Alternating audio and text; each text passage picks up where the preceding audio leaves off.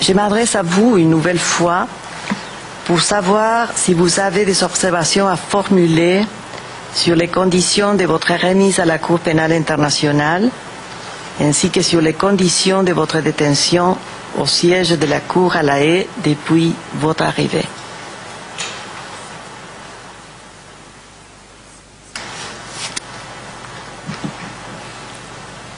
Madame, les conditions de ma détention à la Cour ici, à la Cour à La Haye, sont correctes.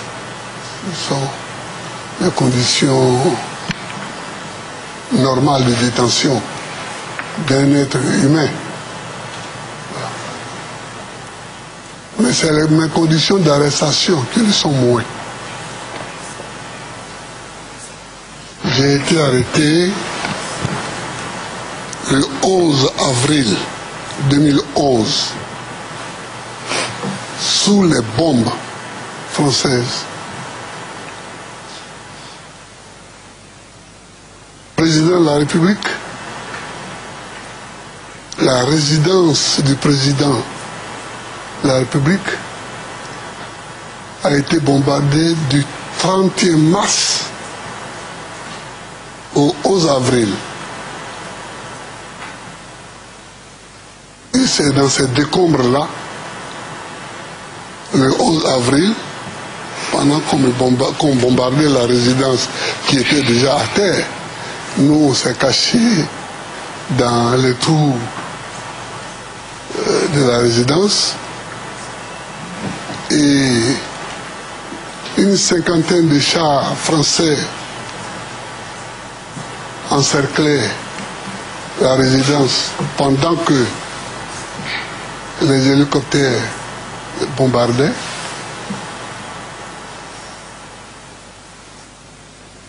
C'est dans ces conditions-là que j'ai été arrêté. J'ai vu devant moi mourir mon ministre de l'Intérieur, Tagro. J'ai vu mon fils aîné, qui est encore détenu en Côte d'Ivoire. Je ne sais d'ailleurs pas pourquoi on l'a arrêté. C'est peut-être parce qu'il est mon fils. Je l'ai vu battu. J'ai vu mon médecin personnel qui était avec moi, le docteur Blé, qui est encore à Korogo. Je l'ai vu battu, j'ai cru même qu'il allait mourir, mais Dieu merci, il n'est pas mort.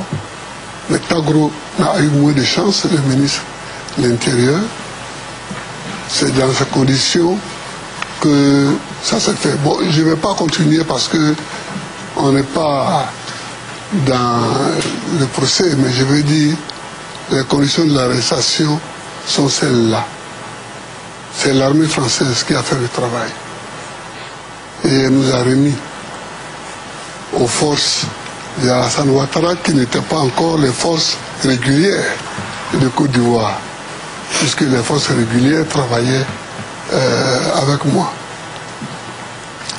On nous a donc amenés à l'hôtel de Golfe, qui était le siège de campagne et le siège d'Alassane Ouattara, le 11 avril, et le 13, l'ONUCI m'a transféré, enfin nous a transféré, moi et mon médecin personnel, nous a transféré à Korogo, à peu près à 600 km au nord de la Côte d'Ivoire. J'étais logé dans une maison. Il y avait un lit, une moustiquaire, une douche, donc la salle, j'avais 2 repas par jour à ma demande, parce qu'on m'avait proposé 3. Généralement, je ne mange pas 3 repas par jour, j'en mange que 2. Donc, le problème n'était pas là. Mais je ne voyais pas le soleil. Je ne savais ce qui se passe dans le ciel que quand il pleuvait sur le toit. Je ne voyais pas le soleil. J'ai vu les quelques rares fois où j'ai vu le soleil, que quand mes avocats sont venus, et sont venus à cause des difficultés, alors même Maître Altit est allé jusqu'à Korogo, il a fait 2 jours, on l'a empêché de me rencontrer. Et ça a été tout le temps comme ça, une bataille entre les avocats et mes geôliers pour que je puisse voir. Alors, c'est pas... Je pense que ça, ce n'était pas correct. Bon, là aussi, je vais m'arrêter parce que c'est pas une séance pour apitoyer les gens. Hein, j'essaie de décrire ce qu'il y a à dire. L'enfermement, sans pouvoir marcher, sans pouvoir voir le ciel, sans pouvoir sortir, a fait que j'ai eu de nouvelles pathologies, en plus de celles que j'avais déjà. Et je ne suis plus un jeune homme, comme vous le voyez, madame. Je ne suis plus un jeune de 20 ans ni de 30 ans. J'ai aujourd'hui 66 ans. Donc, aujourd'hui, j'ai mal à l'épaule, j'ai mal à tous les poignets, j'ai mal ici même, quand je suis arrivé, heureusement, on m'a fait des radios, on me donne des médicaments, donc, voilà ce que je souhaitais dire. Sur mon transfert à La Haye, madame, moi, je suis toujours surpris par certains comportements. Si on me dit, Gbagbo, tu vas aller à La Haye, je monte dans la ville, je viens à La Haye. Mais là encore, on nous a trompés. On m'a appelé, on me dit que je vais rencontrer un magistrat à Korogo dans le cadre de je ne sais plus quelle affaire. On a attiré mes avocats là-bas et pendant qu'on discutait, le juge d'application des peines est arrivé avec un papier que je n'ai d'ailleurs pas lu. Voilà le mandat d'arrêt. Donc immédiatement, il faut qu'on fasse une séance. Ils ont improvisé là, alors que mes avocats n'étaient pas préparés à ça. Alors que moi-même, je n'étais pas préparé à ça. Ils ont improvisé là une séance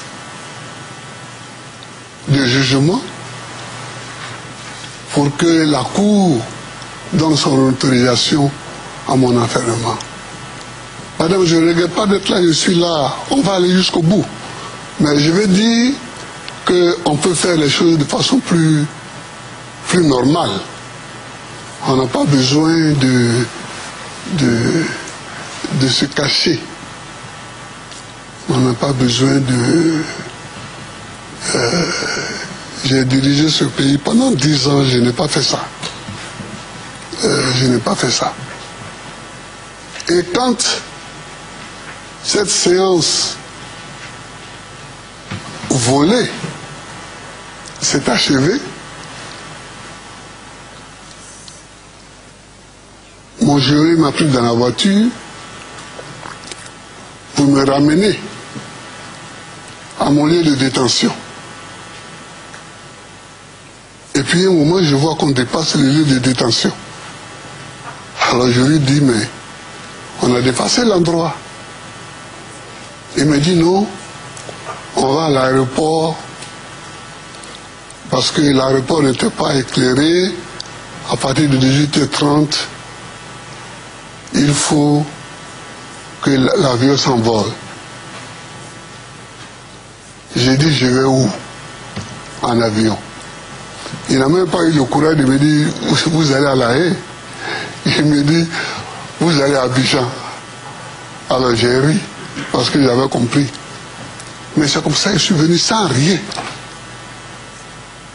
Sauf avec mon pantalon et ma chemise. Sans rien. Du tout. Donc je signale cela pour que vous puissiez prendre des précautions pour que prochainement, dans d'autres pays, dans d'autres cas, cela ne se répète plus parce que ça ne sert à rien. Ça ne sert à rien. Ça fait croire qu'il y a des gens qui sont de mauvaise volonté, qui n'ont pas